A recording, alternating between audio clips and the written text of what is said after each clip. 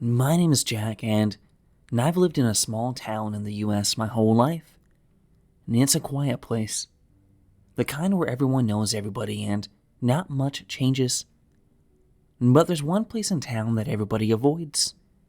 The old hospital on the outskirts of town. And they say no one comes back from there. And I've never believed it until I found out for myself. And it started as a dare. My friends knew I was the skeptical type, never buying into the local ghost stories. And so when they dared me to spend the night in the hospital, I couldn't refuse. It was just an abandoned building. What could possibly go wrong? The hospital was a massive, crumbling structure, swallowed by vines and shadows. The windows were shattered, and the air was thick with the smell of rot and mildew. And the front door creaked loudly as I pushed it open, and the sound echoing down the dark, empty corridors. And I stepped inside, and immediately I felt like I'd made a mistake. The air was heavy, almost suffocating, and there was a deep, unnatural cold that seeped into my bones. But I kept going, kept telling myself that it was just my nerves. And as I walked through the halls, my flashlight flickered with each step. I noticed something odd. The walls seemed to be covered in strange symbols, like they were drawn in a hurry. And the further I went, the more I noticed.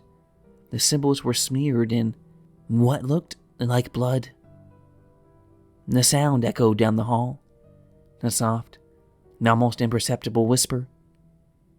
And I froze, shining my light around, but there was no one there. The whispering grew louder, surrounding me until I could make out the words. Leave before it finds you. My heart pounded as I turned to run, but my feet felt like they were glued to the floor. And the whispering became more frantic, more desperate, as if warning me of something, and then I saw it.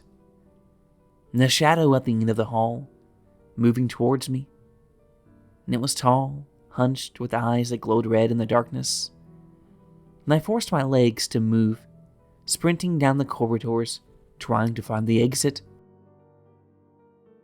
But the hospital seemed to twist and turn on itself, the hallways stretching endlessly.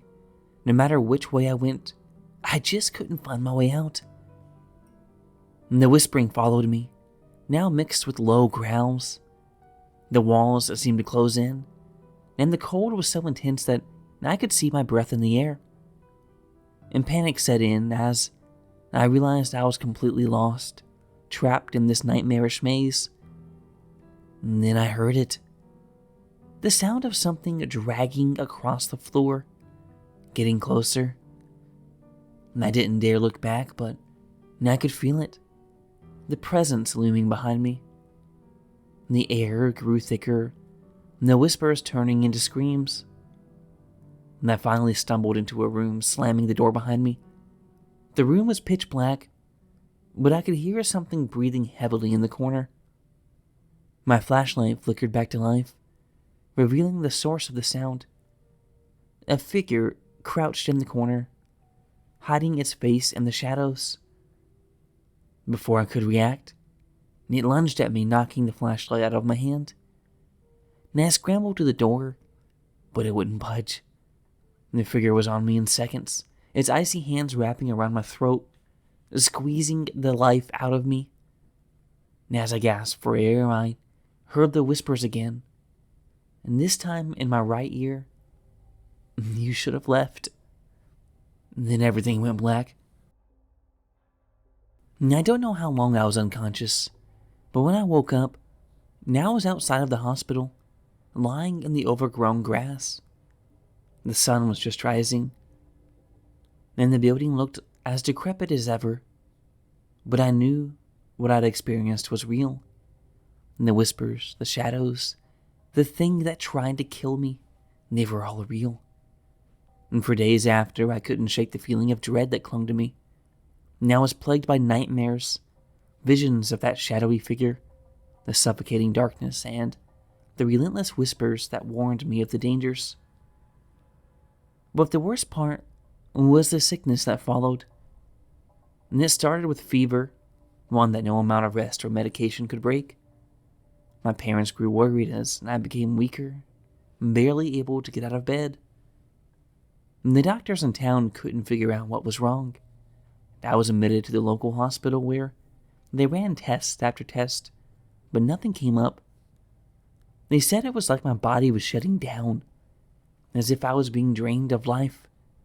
My skin was pale, my eyes hollow, and every breath felt like a struggle. And I spent weeks in the hospital, growing weaker by the day. My parents were beside themselves with worry, and the doctors were baffled. There was talk of moving me to a larger hospital in the city. But before they could, something strange happened. One night, as I lay in the sterile hospital room, I heard the whispers again. They were faint, and almost like they were coming from the walls themselves.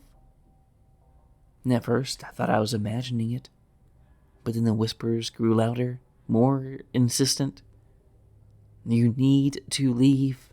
It's not safe. And I tried to call out for the nurse, but my voice was too weak.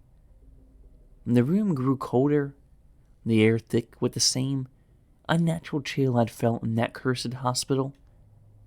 And I was terrified, convinced that whatever had haunted me had followed to finish the job. But then, just as quickly as the whisper started, they stopped. The coldness faded and I could breathe again.